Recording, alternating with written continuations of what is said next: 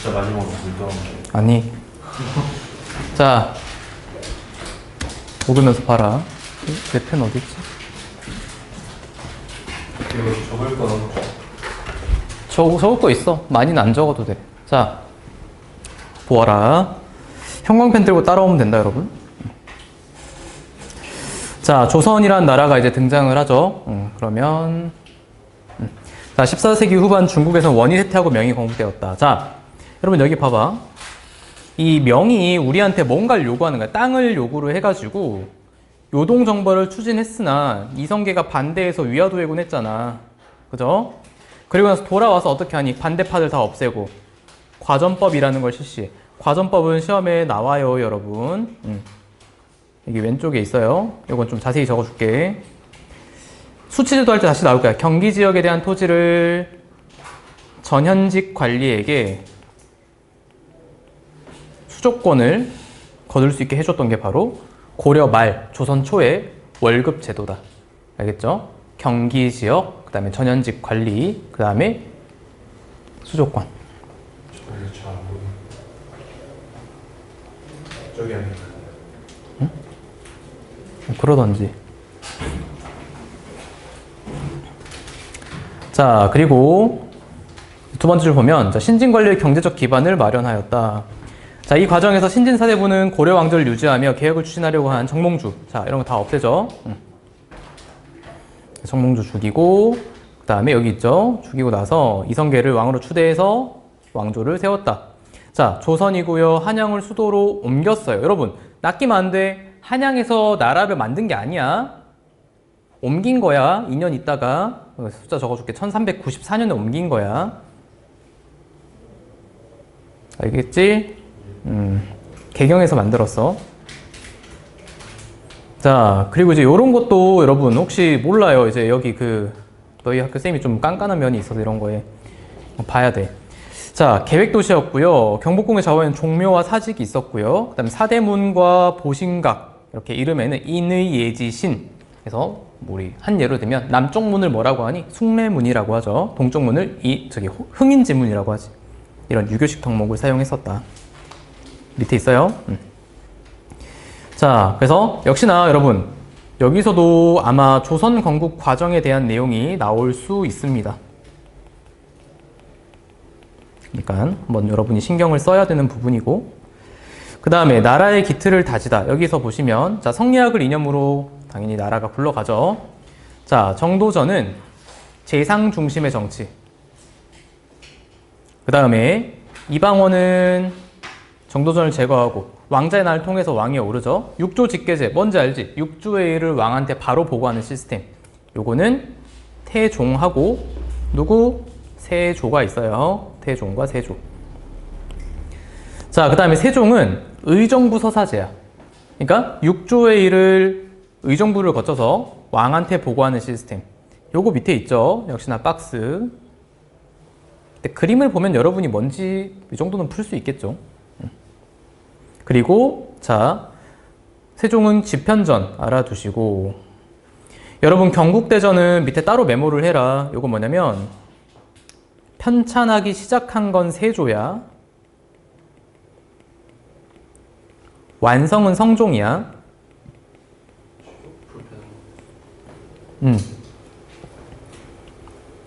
그래서 세조 때 만들기 시작해서 성종 때 완성한 게 경국대전이다. 아시겠죠?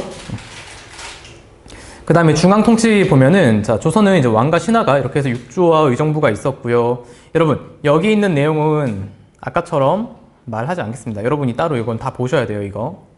보셔야 되고, 특히 쌤이 이제 언급할 거 뭐냐면, 요거 두 개 있죠? 요거 두 개, 이 친구들 두 개 묶어가지고, 이 친구들은 왕권과 관련이 있어요. 그 다음에 이 친구들 있죠? 세 개, 3, 4. 이 친구는 신권과 관련이 있는 거야. 그리고 각각의 역할들은 중요해. 근데 자, 얘들의 역할은 외우지 않아도 돼요. 뭐 2조가 뭘 하고 이런 거는 외우지 않아도 되고, 얘들 있죠? 메인 기구. 그래서 뭐 한성부, 그 다음에 이런 건 빠져 있네. 여기 잘 봐두세요. 특히나 뭐 3, 4. 요거 너무 중요합니다. 너무. 그리고 그리고 조선은 전국을 8도로 나눴고 부목 분연을 두었다. 자, 향부곡소는 없어, 여러분. 알겠죠? 자, 이렇게 체크를 해놔. 향부곡소라는 건 이제 없어. 그리고 모든 지역의 수령이 파견돼. 고려와 다른 점이다. 아시겠죠? 고려는 이게 아니고 모든 지역에 파견되는 것은 조선이야. 그리고 수령은 간혹 선지에 보면 뭐 행정권만 가지고 있다 이런 게 아니고 모든 행정, 사법, 군사 모든 권한을 다 가지고 있어. 그리고 향리는 지위가 낮아졌어. 얘들아, 낮아졌다는 말은 그 전엔 지위가 어땠다는 거니? 고려는 향리의 지위가 높았어. 알겠죠? 조선은 향리의 지위가 낮아졌다. 그리고 유향소, 지방 양반들의 동아리 같은 겁니다, 여러분. 그럼 누구한테 붙어야 돼? 사또한테 붙을 거야? 향리한테 붙을 거야? 사또한테 붙어야죠. 수령을 보좌하고 향리를 감찰했다. 플러스 지방에 있던 사람들에게 풍속 교화. 마을 사람들이 우리 마을이 좋은 마을이 될 수 있도록 어떤 잘 모르는 것들을 알려주고 잘못된 걸 알려주고 이런 것도 있죠. 그래서 풍속 교화 이런 걸 담당을 했었다. 자, 그럼 과거로 갈게요. 조선의 과거는 여러분 문과, 무과, 잡과가 있어서 그럼 포인트는 뭐야, 여러분? 당연히 무과지. 왜? 고려에는 무과가 없었죠. 거의 하지 않았으니까. 자, 그리고 요거 음서도 범위가 줄어들었어. 그럼 이걸 뭘 의미한다고? 아, 실력을 중시하는 사회가 되었구나. 아시겠죠? 자, 그리고 하나 더 알려줄게. 여러분, 요 기술관 있죠? 잡과. 잡과는 여러분, 고려는 국자감에서 기술을 가르쳤어. 국자감에 보면 기술학부가 있었어. 근데 조선은요, 내가 만약에 기술관이 되고 싶다. 그럼 어디로 보내냐면 해당 관청으로 보내. 여러분이 의사가 되고 싶으면 전대병원으로 그냥 보내버리는 거야. 근데 고려 같으면 예를 들어 서울대 안에 의대를 보내는 거죠. 다르지? 자, 그리고 조선은 여러분 이제 우리가 보던 그 지도가 제일 익숙한 게 8개의 도가 나옵니다. 조선 8도. 그쵸? 자, 해가지고 도 8개 한번 봐두시고 뭐 어려운 거 아니고 넘어간다. 그 다음에 자, 사림입니다. 조선은 여러분 앞에 고려까지 한 것보다는 훨씬 재밌죠, 여러분 내용이. 자, 훈구는 언제 성장했니? 여기 있어. 세조가 조카 단종을 죽이고 개유정난 때 도움을 줬던 세력을 훈구라고 해요.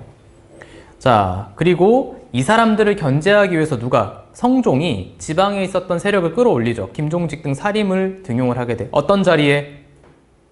밑에 나오지. 3, 4의 자리에 배치돼. 언론기관에 배치해가지고 권력의 부정부패를 감지하려고 하는 거야. 자, 그래서 이 사람들은 지방에서 이렇게 힘을 키웠고 밑줄 긋자 왕도정치, 향촌자치. 왕도정치는 아까 잠깐 나왔었는데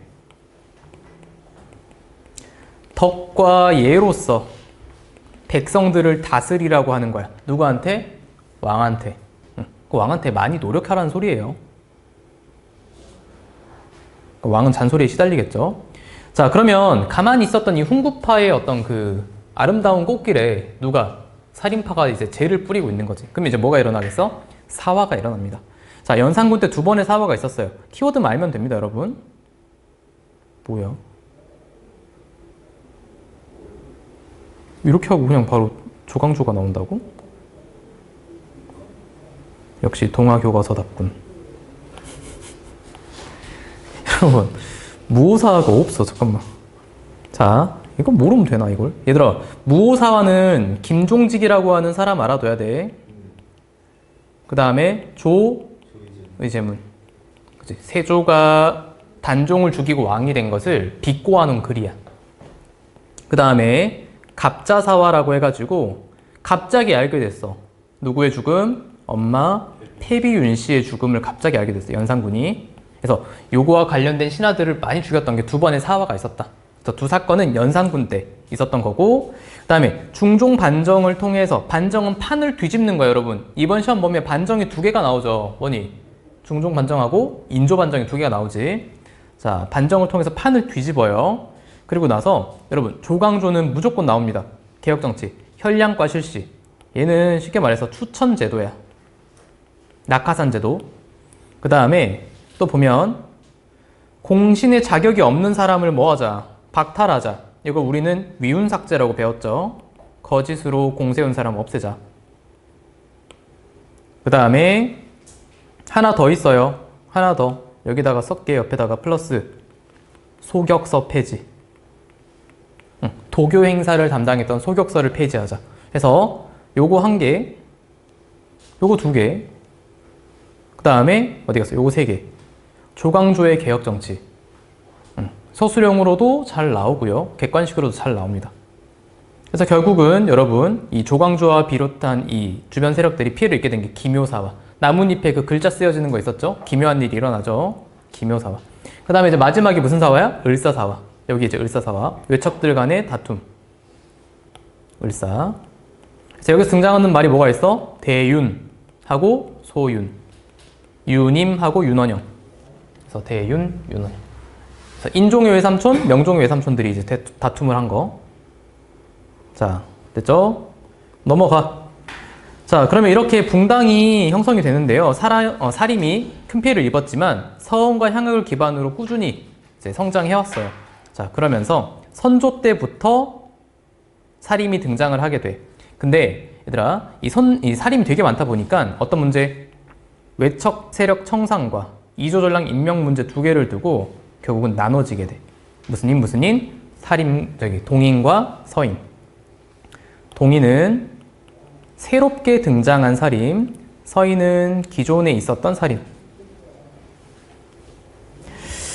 자, 그리고 이제 김효원이 이조전락의 몰방에 올랐으나 여러분 사료 역시나 박스 너무 중요해. 그래서 김효원은 동인, 심일감은 서인, 그치? 뭐 이런 내용이 나옵니다. 특히 여러분 이조전락은요, 여기 봐봐. 후임 추천권이 있었어. 3사 관리의 인사 추천권하고. 굉장히 꿀보직이죠, 꿀보직.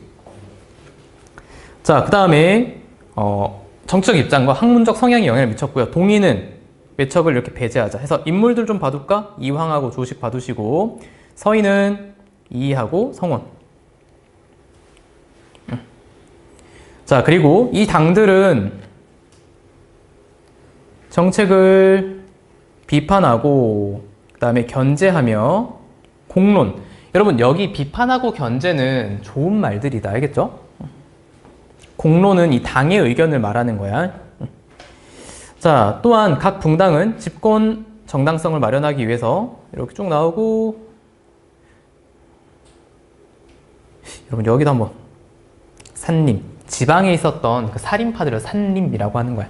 여론은 뭔지 알죠? 대다수의 의견을 여론이라고 하는 거고. 자, 그리고 주초유황. 요거는 여러분 무슨 내용인지 얼추 아니까 넘어갈게요. 그리고 외란과 호란. 자, 도요토미 히데요시가 오랜 내전을 끝내고 일본을 통일했다. 여러분 여기는 쌤이 미리 키워드를 적어줄게. 외란은요, 모든 전쟁이 그렇지만 배경과 전개 과정과 결과 있지. 요것들을 다 구분해서 공부를 해야 돼. 어떻게? 명나라는 어땠는지, 조선은 어땠는지, 그 다음에 일본은 어떠한 상황이었는지를 각각 알아야 돼. 특히 배경과 결과적인 부분에서 말이야. 과정은 당연히 뭐 우리나라를 중심으로 이제 서술하면 되는 거고. 자, 그래서 첫 번째 보면 이제 일본 이야기가 나오잖아. 도요토미 히데요시가 내전을 끝내고 통일을 했대요. 잘 나가는 거죠. 자, 그래서 조선을 침략하게 되었고, 밑에 보면은 한성도 빼앗기고. 여러분 머릿속에 라인을 그려. 어떻게? 요렇게 올라가죠. 이렇게 올라갑니다. 저렇게. 자, 해서 충주에서 신립이 저항하지 못하고 결국 자살했고요. 여기 왔더니 왕이 없어. 어디 갔어? 여기 평양으로 갔네. 자, 근데 어디까지 가 또? 여기까지 가요. 의주까지 가. 그죠? 그럼 광해군은 어떻게 해, 여기서? 이렇게 이제 도는 거예요, 이렇게. 광해군은. 그럼 여러분, 왕실이 이러고 있을 때, 우리나라 땅 안에서는 누가? 땅에서 뭔 이순신이야? 의병이. 그다음 바다에선 누가? 수군. 이순신이 활약을 하고 있었던 거죠. 아시겠죠? 자, 그러면 여러분 봐봐. 이렇게 올라왔어. 그럼 이제 이 선을 지울게요. 그럼 이제 어떻게 되냐면 조명연합군이 결성돼가지고 들어오죠. 이제 들어와서 평양성을 어떻게 하고 탈환하고 어디까지 내려와? 밑으로 더 내려와 이렇게. 그럼 여기서 무슨 대첩? 행주 대첩. 누구? 권율 여기 있지. 그치? 자, 그러면 자 여기까지 하고 나서 얘들아 여기까지 하고 나서 뭐가 이루어질까? 순서 잘 기억해라. 여기까지 하고 나서 휴전이 이루어져. 근데 협상이 제대로 되지 않고 결렬이 돼요. 그래서 다시 쳐들어와. 그걸 뭐라 그래? 정유재란이라 그래. 그러면 이 정유재란을 알리는 전투 두 개가 있죠. 뭐니? 명량해전하고 마지막 대미를 장식하는 이제 노량해전이 있는 거야. 알겠지? 여러분이 과정은 요 정도만 해도 크게 어려운 건 없이 풀 수 있을 거야. 이해했어? 자, 특히나 수군과 의병의 활약을 통해서 이제 저지시킬 수 있었고, 뭐 곡창지대 보존, 우리 막 바다권을 제해권을 장악해서 보급로를 차단할 수 있었고, 이런 거는 여러분이 아시고, 특히나 이런 김시민 같은 분들 놓치면 안 돼요, 여러분. 고경명, 조헌, 곽재우 이런 분들, 유정 사명대사, 김면 이런 분 외우면 좋겠지. 근데 답으로는 안 나오니까. 자, 그래서 여기 있는 거 지금 쌤이 쭉 이제 라인 따라 설명을 했던 거고, 쭉 여기 왔죠. 도요토미 히데요시가 죽고 나서 결국은 전쟁이 이제 막을 내리게 돼. 죽고 뭐가 있을까? 노량이 있어. 알겠지? 죽고 노량해전이 있고 그 다음에 이제 여기서 이기고 끝이 나. 자, 그래서 조선은 많은 피해가 발생을 했고, 또 일본은 누가 등장하니? 도쿠가와 이에야스의 에도 막부가 등장하면서 오히려 뭔가 전성기가 찾아와요. 명은 또 너무 무리하게 지원을 했어. 그래서 후금이 성장하면서 결국 무너지고. 뒤에 대외관계 가면 다시 자세히 나올 겁니다, 여러분. 굉장히 중요한 포인트가 바로 이 한 페이지. 자, 그 다음에 광해군은요, 선조의 뒤를 이어서 처음엔 잘했죠. 근데 얘들아, 광해군의 뒤를 따라다니는 건 뭐였니? 뭐가 없어, 얘는. 왕이 될 명분이 부족했지. 그치? 어떤 그 적장자가 아니었잖아. 그래서 처음엔 잘했어요. 근데 문제는 뭐냐면은, 우리 현대인들의 입장에서는 굉장히 잘한 거야. 뭐냐? 중리배교. 명은 약해지고 있었고, 후금은 성장하고 있었으니, 그치? 우리는 후금의 어떤 편을 들게 되거든, 결국. 그러면서 이제 세력 균형을 통해서 전쟁이 일어나진 않아. 하지만 그것은 서인과 인조의 어떤 그 비판에 결국 막을 내리게 되죠. 인조반정을 통해서. 그 다음에 호란. 자, 호란은 인조가 즉위하고 나서 여러분 무슨 정책? 친, 명, 배, 금. 명나라를 좋아하고 금을 배척하면서, 물론 이걸 우리가 뭐라고 할 수는 없어. 명나라가 아니었으면 우린 이미 끝났거든요. 자, 거리를 뒀다. 후금은 여러분 가도에 주둔한 명군. 가도는 섬이야. 섬 이름인데, 그러니까 쌤이 말했지. 등 뒤에 적을 두고 싸우면 돼, 안 돼? 안 돼요. 그러니까 빨리 어떻게 하냐면 정묘호란을 일으켜가지고 후다닥 하고 가. 일단 강화도로 피난을 했어. 자, 남한산성으로 들어간 건 뭐니? 병자야. 정묘는 강화도로 가요. 그리고 밑에 보면 후금하고 형제관계를 맺은 거. 후금하고 맺은 건 정묘, 그 다음에 청하고 맺은 것은 병자. 자, 그럼 형제관계를 맺었어. 근데 얘들이 이걸 잘 따르려고 할까? 안 하죠, 조선이. 그래서 나라 이름을 청으로 바꾸고 군신관계를 강요하는 거야. 그럼 우리나라 안에서 얘들아 어떤 이야기가 나와? 싸우자. 안 되겠다. 오랑캐하고는 친하게 지낼 수 없다. 아니다. 우리나라 힘이 너무 약하다. 일단 꿀차. 싸우자. 친하게 지내자. 이런 두 가지 의견이 나오는데 여기가 훨씬 강했던 거예요, 여러분. 그럼 당연히 청나라가 이제 화가 나서 또 오겠죠? 군신관계 요구를 거부하자 다시 침략해. 근데 이제 갈 데가 없네요. 강화도로 못 가. 어디로 가? 남한산성. 근데 결국 나와가지고 뭐 해야 돼? 졌잖아. 뭐 해야 돼? 삼전도에 가서 머리 박아야죠. 뭐. 졌는데 어떡해. 그래서 많은 신하와 그 다음에 나의 자식들까지도 다 볼모로 끌려가게 되었고, 그 다음에 여러분 밑에 요거 있죠? 요거 쌤들이 한번 잘 내던데, 정묘호란과 병자호란에 관련된 인물들을 좀 나눠서 공부를 해야 돼. 자, 임경업하고 여러분 김준용 있죠? 이런 분들은 병자호란이야. 그 다음에 또 많이 물어보는 게 뭐냐면 요 정봉수하고 이립 있죠? 이분 그래서 구분해서 좀 공부를 해놔야 돼. 요 두 명은 병자 때 많이 나오고 시험에 정봉수 이립은 정묘 때 많이 나와. 됐어요? 자, 요거 사료 체크. 여러분 이거 읽으면 그냥 알아. 명은 우리나라의 부모의 나라에 끝났잖아. 그죠? 이게 뭐라고? 척합파. 여기가 주합파. 넘어갑니다. 자, 조선 후기 정치 변화 보시면 자, 비변사라고 하는 기구가 등장을 하게 돼요. 비변사는 여러분, 요거는 처음에는 언제 나왔어? 임시기구였어요. 언제? 명종 때 설치된 임시기구야. 명종 때 설치된 임시기구. 근데 요게 미안. 중종 때 설치된 임시기구. 근데 명종 때 상설기구가 되고 여러분 그 왕은 몰라도 될 것 같아요, 여러분. 그냥 임시기구, 상설기구, 그 다음 최고기구화 이렇게 순서는 좀 기억해라. 그리고 외란과 호란을 거치면서 이 말이 나오지. 거치면서 인원이 늘어나고 자 다시 거치면서 비변사가 힘이 강해져요. 그래서 국가의 중요한 정책을 모두 맡아보게 되었다. 의정부와 욕조는 유명무실. 이름만 있고 얘들아 아무것도 하는 게 없어. 이렇게 된 겁니다. 자, 그리고 외란 중 훈련도감이 설치된 것을 시작으로 여러분 훈련도감은 뭐 알아두라고 했잖아.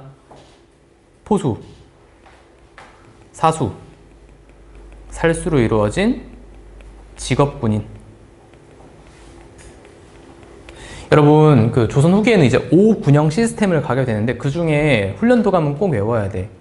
여러분이 어영청, 총윤청, 뭐 수어청, 금이영 아니어도 되는데 요거는 알아둬요. 그 다음에 밑에 붕당정치 전개 한번 볼까? 자, 보면은, 여러분, 이것도 쌤이 정말 많이 해준 거다. 동인과 서인으로 나눠졌죠? 광해군의 친구 무슨 인이었어? 북인이었죠? 근데 인조하고 서인이 판 뒤집었지? 그럼 북인 날아가고 누구 남았어? 서인하고 남인 남았죠? 북인 생각 안 해도 돼. 그래서 밑에 보면, 자, 보아라, 여기. 짝꿍 지어라. 광해군의 친구 북인이죠? 그럼 서인의 친구 누구? 인조다.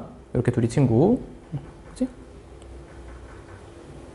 이렇게 판 뒤집죠. 자, 그러면 이제 남인하고 서인하고 계속 트러블이 생겨. 그러면 현종 때 뭐 있었어요, 여러분? 예송. 예송이 뭐였니?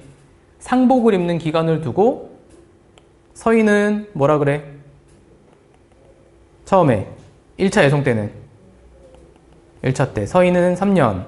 서인은 1년. 잠깐. 서인은 1년. 남인은 3년. 그 다음에 2차 예송 때는 서인은 몇 년? 9개월. 효종의 아내가 죽었을 때, 위에는 효종이 죽었을 때. 남인은 몇 년? 1년. 근데 누가 이겼다고? 1년짜리들이 이겼죠. 그래서 스코어가 어떻게 됐어? 서인, 남인 1대1. 그럼 이러한 상황 속에서 여러분, 숙종은 황국을 통해서 판을 뒤집죠. 서인, 남인, 서인 순서로 한 번씩 판을 뒤집어 주는 거야. 그럼 이 과정 속에서 신하들의 힘은 약해지고 누구만? 왕의 힘이 강해지는 겁니다. 그럼 결국 누구만 살아남아? 서인, 그쵸? 서인 살아남았지. 근데 그 서인이 하필이면 여러분 이렇게 이제 나눠져요. 노론과 소론, 강경파와 온건파로 나눠지게 된다. 그래서 경종을 밀었던 게 소론이었고요. 다음에 이제 영조를 밀었던 게 노론이에요. 그럼 여러분 탕평판 누구야? 둥글둥글한 영조의 말을 잘 듣는 신하들을 말해요. 그래서 영조는 저렇게 탕평 정책을 펼쳐나갔고 정조는 모두 고르게 등용합니다. 더 싫어, 그지? 원수들하고 앉아가지고 같이 토론을 해야 돼요. 그리고 나서 이제 세도 가문 안동김씨, 풍양조씨가 정권을 장악하게 됩니다. 요거는요 여러분 너무 중요합니다. 무언가 당연히 어디를 비워놓을 거야. 근데 많이 비우는 곳이 어딜까? 예송이나 황국줌을 많이 빌어놔.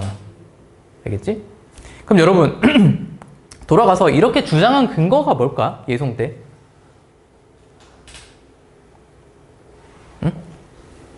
이렇게 뭐 서인하고 남인이 뭔가 그 이유가 있을 거 아니야.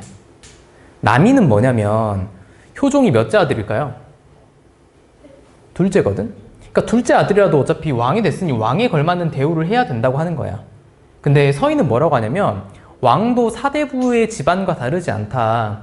둘째 아들인데 왜 거기에 걸맞는 대우를 해야 되냐. 둘째 아들에 맞게 대우를 해라 이거야. 알겠어? 근데 그 내용 자체가 얘들아 여러분 좀 어렵다면 그냥 뭐 숫자 이런 거 어려운 거 없잖아. 둘 다 1년짜리가 이겼다. 알아두시고 그 다음 붕당체 변질. 그치? 아까 했던 거 쭉 내려갈게요. 뭐 이렇게 상복을 입는 기간을 두고 싸웠다. 그리고 숙종 황국이 있었고요.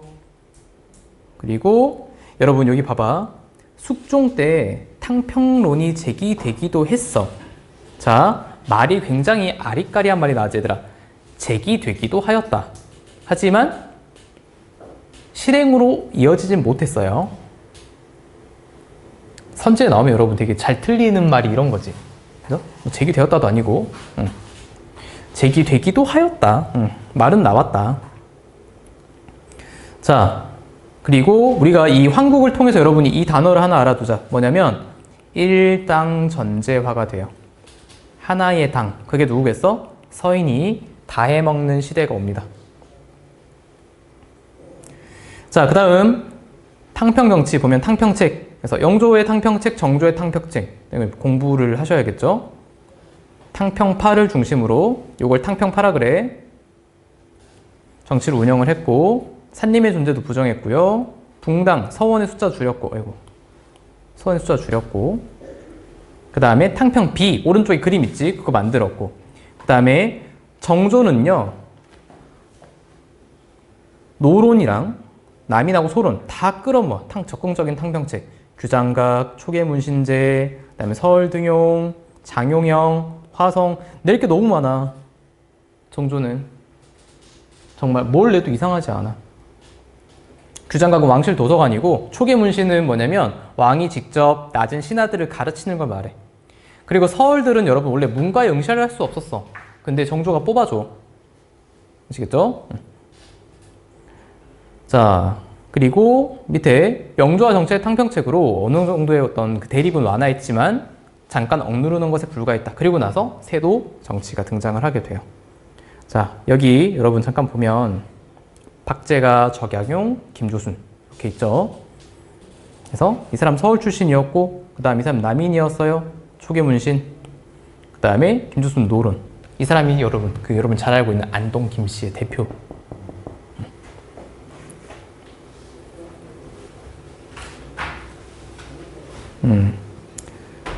요거 한번 체크해 놓을까? 그러니까 뭐 어느 쪽에 우리가 편향되지 마라, 편들지 마라 이런 내용이에요. 탕평. 다음. 자, 세도 정치가 시작되다. 볼까?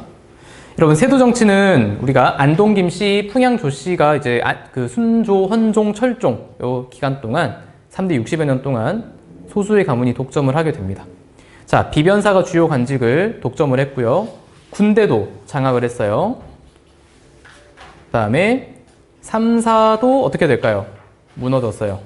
기능을 잃었어. 자, 그래서 이제 매관매직이 성행하게 되었고 삼정의 문란이 심해진다. 삼정의 문란 여러분 되게 중요하다. 요거 토지에 매기는 세금, 그 다음에 이제 군복무 대신 옷감을 내는 군정, 그 다음에 환곡, 농민들에게 곡식 빌려주는 거. 가장 심한 게 뭐라고? 예, 환곡이 가장 심했다. 우리는 삼정의 문란이라고 합니다. 자, 그럼 이제 밑에 보면은 농민이 봉기하다. 이제 나라가 어렵다 보니까 1811 평안도 지역에 대한 차별 대우. 그래서 평안도란 말이 나오거나 서북 지역이란 말이 나와. 물랑양반, 홍경래가 난을 일으켰고 결국은 무너져요. 자, 1860년 임술년에는 진주를 시작으로 농민봉기가 전국적으로 이제 확산되었고 안핵사를 파견해요. 안핵사는 수사관이야. 근데 해결이 되지 않고 삼정 이정청을 설치하지만 역시나 해결이 되지 않습니다. 알겠죠? 해결되었다라고 나오면 틀리는 거야. 응? 뒤에 한번. 뭐? 됐어? 아, 야, 형광펜도 느리면 어떡하냐? 해서? 자, 그 다음.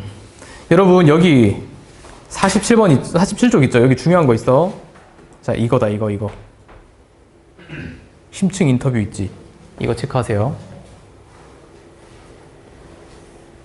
그래서 여러분, 요거를 알아야 어떻게 하냐면, 대원군이 나중에 바꾸잖아요.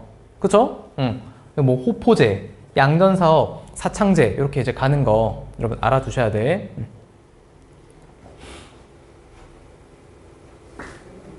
됐지? 요거도 한번 체크해둘까? 임술련 진주라고 나오니까 크게 어렵진 않을 거야. 뭔가 농민들이 화가 많이 난 지문을 여러분이 그냥 읽어두시면 되고. 그 다음에 흥선대원군. 여기 나와요. 나오죠, 왜. 자, 보면은 얘들아, 이 대원군이 집권할 땐 나라가 굉장히 어떨 때? 어려울 때입니다. 그쵸? 자, 나이 어린 고종이 이제 왕위에 오르자 아빠 흥선대원군이 국정 운영을 하게 되었고요. 이때 했던 것들을 좀 체크를 해봐, 여러분. 뭐냐면 첫 번째,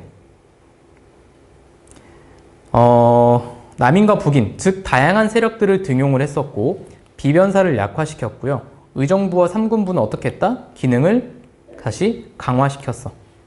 그 다음에 대전 회통, 정조는 대전 통편이야. 알겠지? 정조는 통닭, 그 다음에 대원군은 회 좋아한다고 했죠. 그래서 대전 통편, 회통 구분하고, 그 다음에 경복궁 중건.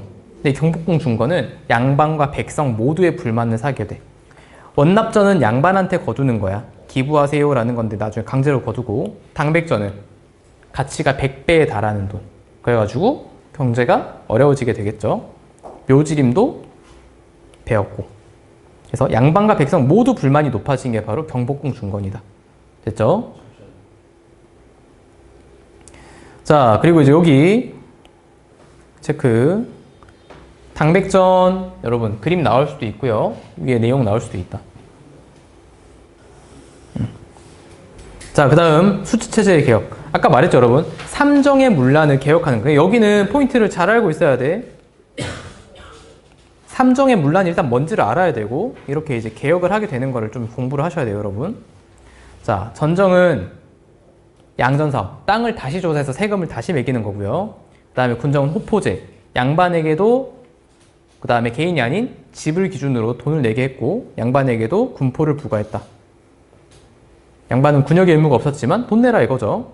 한국은 민간에게 맡겨요. 사창제. 깨끗한 양반들한테 맡겨서 사창제를 실시를 해서 이게 완화가 되었다. 그래서 전정, 군정, 한국의 문란은 양전, 호포제, 사창제를 통해서 해결하려고 했다. 얘들아, 이거 서술형으로도 충분히 낼 수 있다. 알겠지? 그 다음에 자, 서원 정리한다. 몇 개 두고? 47개 두고 다 없애버려요. 여기 있죠? 서원 철폐. 그 다음에 밑에 역시나 여기 박스 치자. 서원 철폐는 얘들아 여기 되게 중요한 말이 있죠? 뭐냐면 백성을 해치는 자는 공자가 살아 돌아온다 해도 내가 용서하지 않겠다 그래. 대원군이 굉장히 어떤 대원군의 카리스마를 알 수 있는 모습. 그 다음에 호포제는 쉬워. 뭐냐면 양반도 군대 가라 이거니까 그치 군포 군대 가는 거와 관련 있는 게 이제 호포제죠. 집집마다 군포 내세요 라고 했던 거. 자, 그 다음에 이거 여기 너희 그 수행이었구나. 50조. 그죠? 이렇게 소빙기 잠깐 추워지는 시기가 찾아오다 보니까 우리나라에서는 경신대기근, 뭐 을병대기근 이런 대기근이 있었다. 많은 사람이 죽었다. 그 다음 여러분 여기 뒤에 보면 51쪽에 봐봐. 51쪽에 평안도 사람 밑줄 긋고요. 서북인. 그 다음에 이거 되게 잘 나온다 여러분. 평서대원수. 근데 끝났어. 이거 나오면 그냥 홍경리의 난이야. 조정에서 평안도를 버렸다 이런 말이 나와. 쉬워. 그 다음에 이거 쉽다 여러분. 시아버지는 죽었는데 세금 내라 그러고 깐난 애기는 아직 배냇물도 안 말랐는데 갓 태어났는데 세금 내라 그래. 군대 가야 되니까. 이게 바로 여러분 애절량입니다. 애절량. 칼 들고 아빠가 거기 잘라요. 나 남자 아니다. 세금 못 내겠다 이거야 이제. 그게 바로 애절량이라고 하는 어떤 글이 나온다. 그래서 읽어보면 뭐 어려운 게 아니에요, 여러분. 자, 그 다음 이렇게 1단원이 끝났어요. 그 뒤에는 애들 얼마 안 돼. 빨리 보자. 자, 아까 앞에서 크게 다뤘던 내용들이 이제 쭉 조금 풀어져서 나오는 거거든. 자, 삼국과 여러 나라의 교류 보시면 삼국은 이제 유목민족, 뭐 중앙아시아 여러 지역과 교류를 했었다. 자, 고구려는요. 여러분 여기 보면 여기 독자적인 천하관 한번 밑줄 그어보자. 그래서 여러분 요거는 크게 영락 있죠? 영락이라고 하는 연호하고 그 다음에 광개토 대왕 릉비의 내용이 많이 나와. 그래서 자신들의 어떤 그 자신감을 드러냈던 뭐 백제와 신라가 조공을 바치고 이런 내용들이 나오는 게 독자적인 천하관이에요. 자, 그 다음에 백제는요, 특히 어떤 나라하고 친하게 지냈다? 중국의 한족들하고, 특히 일본하고 친하게 지냈고, 그 다음에 일본은 군대도 지원을 해주기도 했고, 신라하고 가야는 특히 한강역을 차지하면서 당항성을 통해서 직접 교류하게 되었다. 그 다음에 6세기에는 중요한 거는 따로 없네요.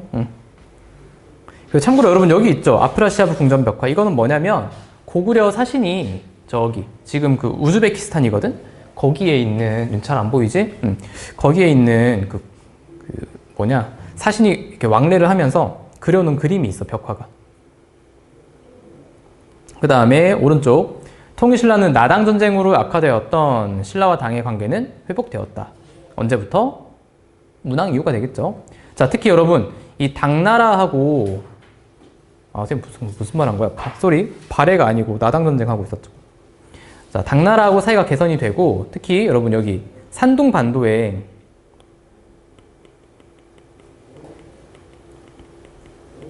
산둥 반도에는 신라인들이 사는 마을, 관청, 그 다음에 신라원 이런 것들이 있었다. 발해도 발해관 같은 게 여기 있었어요. 유학생들 많이 갔고요. 일본과의 교류도 많이 했고 아라비아 상인은 어디로? 울산항에 많이 왔어요. 자, 여기는 금방금방 할 수 있어요. 자, 그 다음에 대외교류가 활발해지면서 신라의 당항성과 나왔네. 울산항 국제무역항으로 번영하였다. 장보고 호족이었지. 완도의 청해진을 근거지로 세력을 키웠고요. 발해 내려와라. 발해는 당 신라와 대립했고 무왕 때는 공격했어요. 아까 앞에서 했잖아. 문왕 때는 친하게 지냈어. 발해관 설치했었고 그 다음에 신라도를 설치해서 신라와 교류도 했어. 원래는 둘이 안 친해. 일본과는 여러분 여러 차례 사신을 보냈어요. 왜? 봐봐. 발해라는 나라가 여기 있잖아. 근데 여기가 이제 당나라고 여기가 신라가 있죠. 그럼 친하게 지낼 수 있는 거는 얘밖에 없었던 거야. 얘랑 얘는 적이었잖아. 얘들 둘이 손잡고 고구려 부셨으니까. 그래서 일찍부터 얘하고는 친하게 지냈다. 아시겠죠? 자, 그러면 역시나 오른쪽 여러분 여기 독자적인 천하관 이거 전체 박스 할게.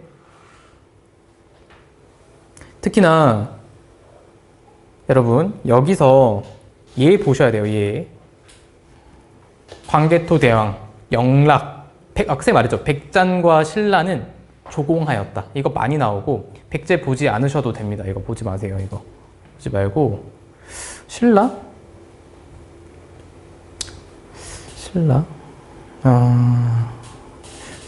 연호 사용한 거 그 다음에 요것도 한번 봐두자.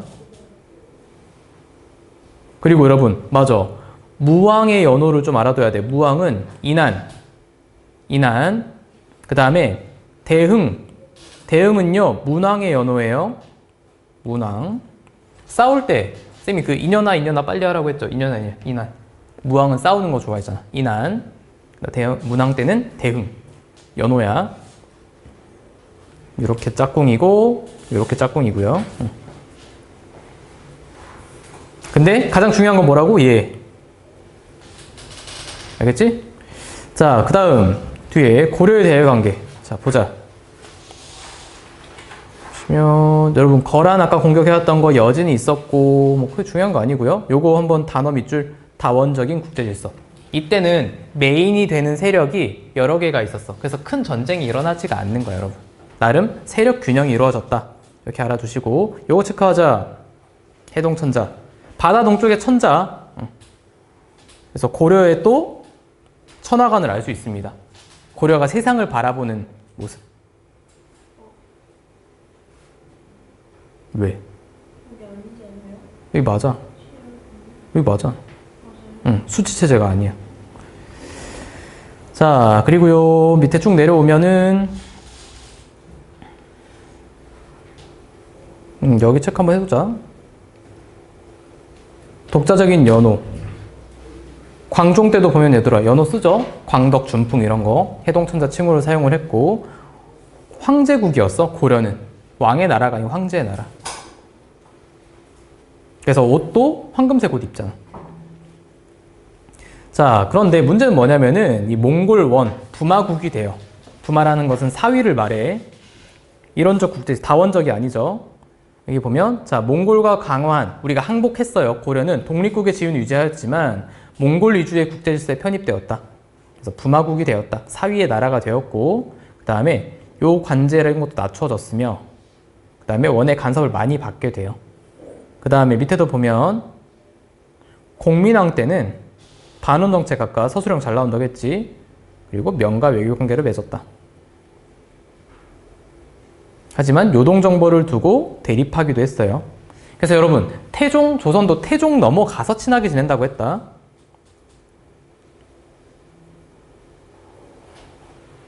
여기도 보세요, 여러분. 충해왕, 충수광. 충자가 들어갈 때는 원간섭기라고 했어요, 여러분. 그 얘는 아주 미치네요, 미치네. 그지 같은, 그지.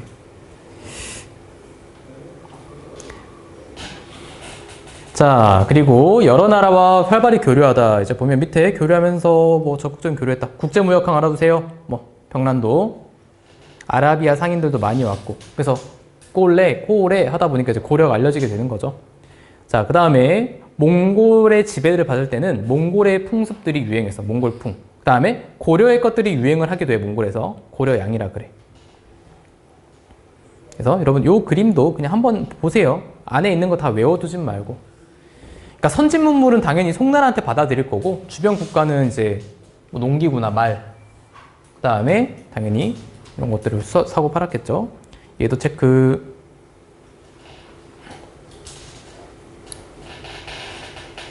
그 다음에 자, 조선 전개 대외 관계. 자, 조심할 게 있어요, 여러분. 여기서 자, 명하고는 4대 관계를 맺게 돼. 근데 언제부터라고? 자, 태종 때라고 쌤 지금 계속 뭐 3번째 말하고 있다. 건국 초기부터 명과 4대 관계를 맺어 친선 관계였다. 이렇게 하면 틀리는 거야. 자, 그럼 우리가 이렇게 함으로써 좋은 건 뭐냐면은, 우리가 이제 뭐 이렇게 떠받드는 것도 있지만, 우리가 여기 그럼 되겠다. 책봉을 받아. 책봉을 받으면 우리는 오랑캐가 아닌 거야, 여러분. 우리가 미국하고 약간 친하게 지내는 거랑 비슷한 어떤 뉘앙스를 생각하면 돼. 우리가 평화를 유지할 수 있었고, 선진 문물을 받아들일 수 있었고. 그래서 여러분 여기 실리적인 외교였다라고 메모를 한번 해두세요. 그리고 이제 주변 국가는 교린. 교린은 여러분 친구들한테 하는 거야. 회유책과 강경책. 여진은 여러분 위에 있었죠. 귀순을 장려했고, 그 다음에 무역소를 설치해줘가지고 교육을 허용해줬어. 근데 이제 이 사이가 안 좋을 때는 사군과 육진. 사군엔 누구? 최윤덕. 육진엔 누구? 김종서라는 장군을 보내가지고 개척을 해서 지금의 영토를 마련을 했고, 그리고 세종대왕 때 또 스시마 토벌 누구? 이종무. 그리고 친할 때는 세계의 항구를 열어줘요. 제한적으로 무역을 허용해줬어. 제한적으로 허용해준 거야. 뭐 전체적으로 해준 게 아니고요. 그 다음에 동남아시아하고도 교류하였다. 그래서 큰 틀, 명나라하고는 무슨 관계? 4대 관계. 그 다음에 일본하고 여진하고는 교린 관계. 이렇게 구분을 해두시고, 그 다음에 여러분 요 지도 뭐니? 혼일, 강리, 역대국도 지도. 우리나라에 있는 가장 오래된 세계 지도야. 이거 학교에서 뭐 크게 언급하지 않았지? 했어? 그래? 얘들아, 요거 있죠? 여기가 일본이고 나라가 뭔지 좀 알아도 여기 일본이야. 그 다음에 중화 사상을 알 수 있어. 전 세계의 중심이 중국, 우리나라 크게 그렸죠. 어떤 주체성을 알 수 있는 거고, 여기가 뭐냐면 여러분, 여기 인도예요. 인도. 여기 인도. 여기 인도다. 여기가 여러분 아라비아 반도야. 아라비아 반도. 기름 많이 나는 데 있지. 여기가 아프리카예요. 해가지고 뭐 지리 수업이 아니니까 여러분 크게 언급은 안 했을 거라고 생각을 해요. 그 다음에 양난 이후의 대외 관계. 자, 아까 앞에서 다 했던 겁니다. 역시나 거의 다. 자, 보면 일본에선 조선의 침략을 주도한 도요토미 정권이 무너지고 도쿠가와 이에야스가 에도 막부를 세웠다. 그 다음에 명은 어떻게 됐다고? 약해졌어요. 여진은 어떻게 됐다고? 후금을 세워서 강해졌어요. 그리고 일본과의 관계를 회복하다. 자, 보시면 국교를 다시 맺을 것을 요청하였어. 우리가 먼저 하자고 한 거 아니야. 일본이 요청했다. 그래서 제한된 범위에서 또 무역을 허용을 했고 국교 재개하고요. 그 다음에 통신사 보내. 우리가 한 번씩 통신사를 가가지고 우리가 선진 문물을 또 알려주기도 하고, 아시겠죠? 문물을 교류합니다. 그래서 1811년을 마지막으로 통신사 파견이 중단되었다. 그 다음 청과 우호적 관계 보자. 자, 병자호란 끝나고 나서야 여러분 청과 4대 관계를 맺었고, 그 다음에 북벌론이 일어났다. 물론 실행되지는 못했죠 여러분. 효종의 북벌. 그래서 계획은 중단됐고, 여러분 나선 정보를 한번 체크해 볼까? 우리가 조총부대를 열심히 기르거든. 근데 러시아와 청나라가 국경 분쟁이 있었어. 근데 거기 가서 한번 활약은 했어요. 그리고 밑에 보면 청에 간 건 뭐라고? 연행사다. 일본에 간 건 통신사야. 청해가 연행사. 그 다음에 국경 문제 한번 보면은, 자, 백두산 정개비 밑줄. 여러분 이 간도라는 지역이 문제가 돼. 청과 우리나라 조선 사이에 껴있는 지역이었거든요. 근데 여기에 대한 문제를 처리하기 위해서 숙종 때 백두산 정개비를 세웠어. 그 다음에 독도는 여러분 뭐 안용복 아저씨 알죠? 그 다음 요거 백두산 정개비 보세요. 특히 요거 여러분 토문 있지. 토문이라는 이 토문강이라는 거에 대해서 해석이 달라. 해석이 분쟁이 일어나기도 합니다. 그 다음 상품 작물 재배된다는 거 알아두시면 되고, 상품 작물은 얘들아 어떤 작물들이야? 팔아서 돈이 드는 작물들. 그 다음 뒤로 와봐봐. 여기는 또 볼 거 없네요.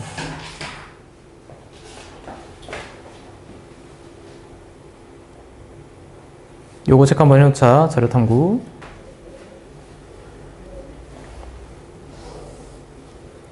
몽골풍 고려양은 넘어갈게요.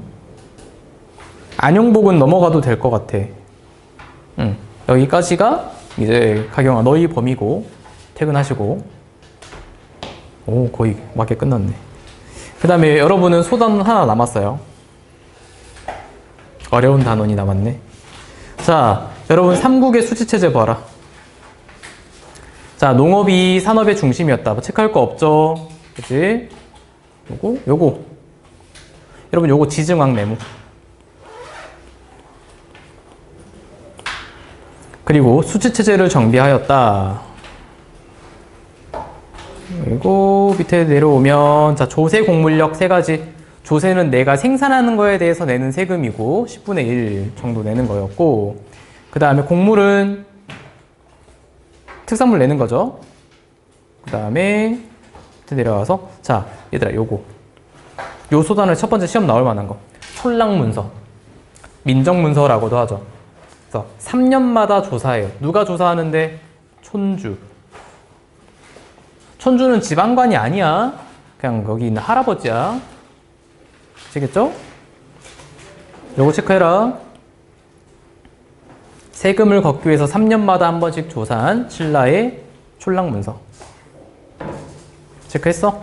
그리고 자, 관료전. 여기는 뭐 무조건 나옵니다. 여러분 이거 여길 체크하자. 그래서 여기 끊어.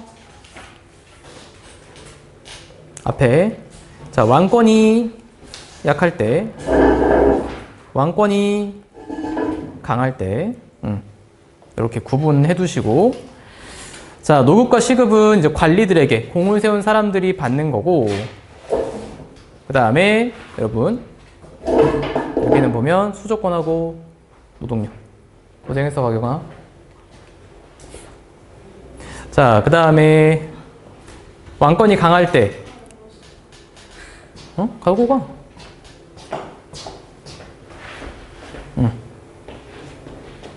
가.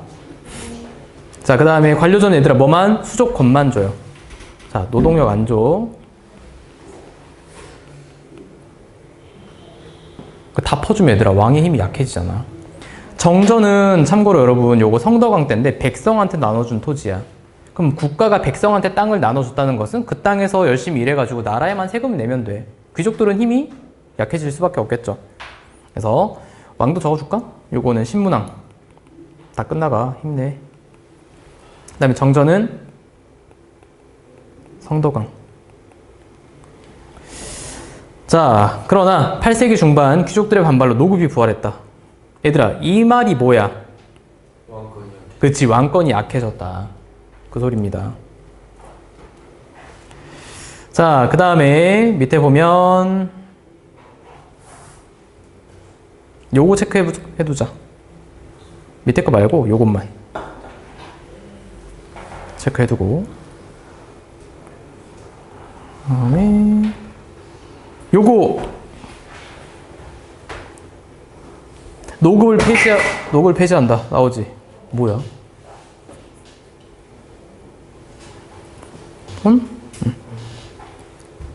자, 그 다음 넘어가서 고래 수치제도 보세요. 자, 여기서는 여러분 뭔가 농번기가 되면은 농산일을 도와줬다, 나라에서.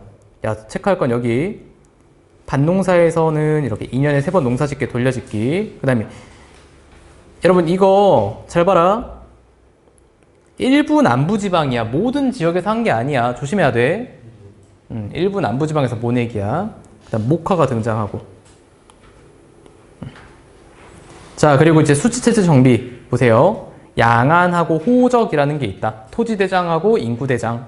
요걸 기준으로 세금을 거뒀고 10분의 1을 거두고요. 3등급으로 나눴고, 곡물은 특산물이라고 했죠. 특히 여기 체크.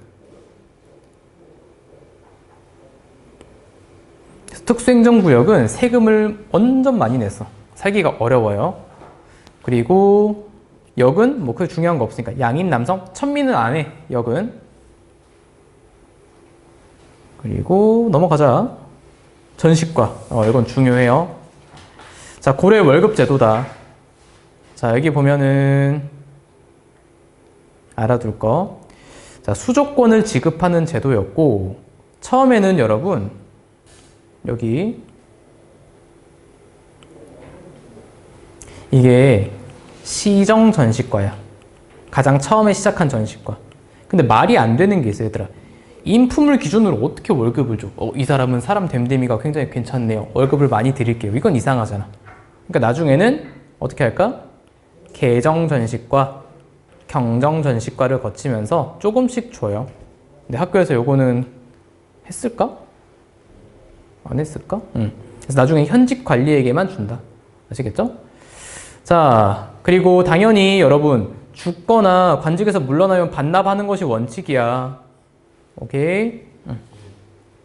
그 다음에 공음전은 근데 세습이 돼. 요거하고 세트가 뭐야, 여러분? 음서다, 그지? 음서 공음전 세트다. 자, 그리고 밑에 보시면 요거는 뭐 그게 중요한 게 아니고요. 이쪽도 한번 보자. 됐어. 이거는 얘들아, 이 말풍선도 한 번씩 좀 봐둬야 되겠는데? 요거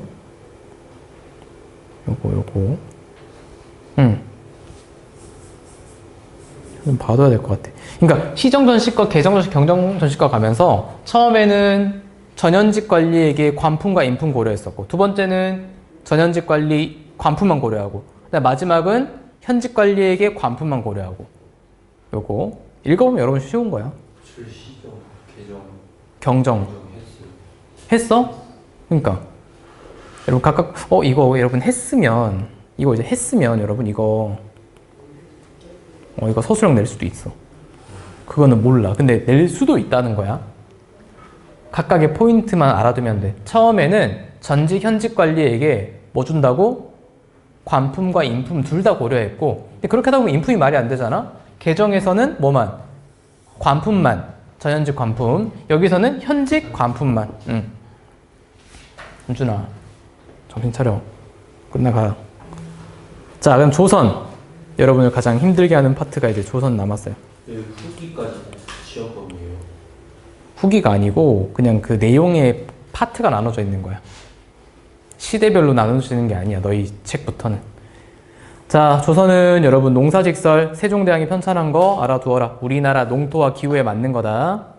그 다음에 역시나 요거 역시나 남부 지역을 중심으로 모내기를 하는 지역이 넓어졌다는 거지 전국적으로 확대된 게 아니야. 전국적으로 확대되는 건 조선 후기야.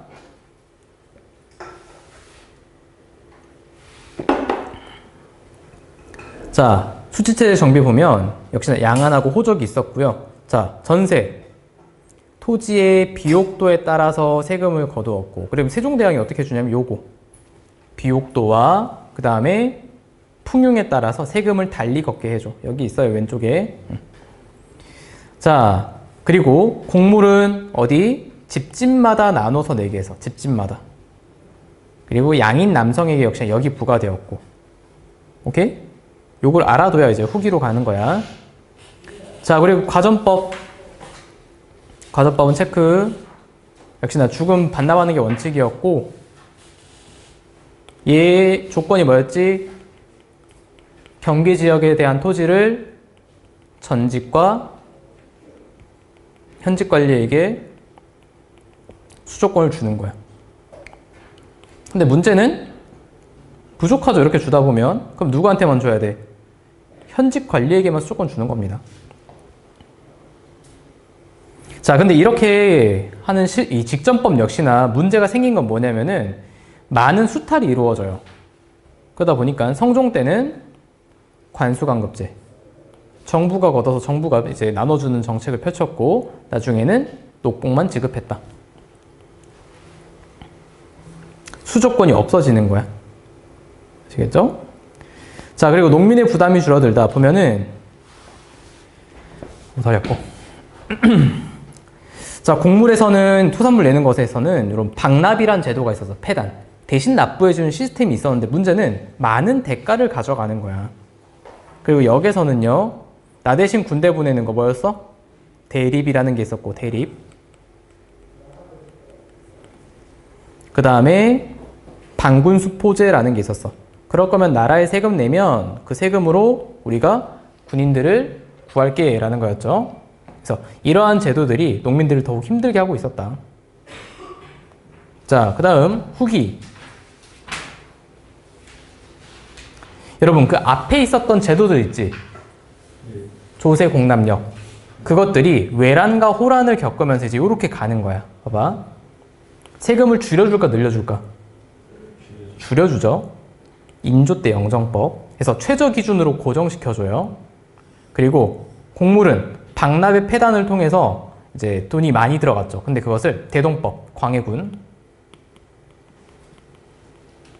그래서 뭐에 따라서 집집마다가 아니고 뭘로? 토지 크기에 따라서 쌀이나 옷감 동전으로 지역에 따라 다르게 내는 거야. 그리고 이제 공인이 성장하게 되었고, 공무원 상인. 토산물을 안 거두니까 이걸 사러 가는 사람이 있어야겠죠. 자, 그 다음에 군포. 군포는 군역 대신 1년에 2필 내는 거에 몇 필로? 1필로 줄여줘요. 그럼 부족한 거 어떻게? 있는 사람한테 더 걷지. 결작이나 선무공간포를 걷어가지고 부족한 걸 충당하려고 했었다. 그리고 후기에는 모내기법이 일반화되어서 전국적으로 확산이 되고요. 이모작.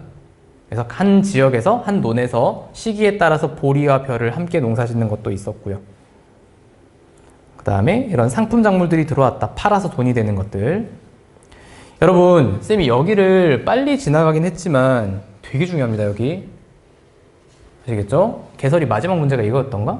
그래서 조선 전기의 세금제도, 그 다음에 외란쯤 해가지고 문제점들, 그 다음에 후기에 개편되는 것들.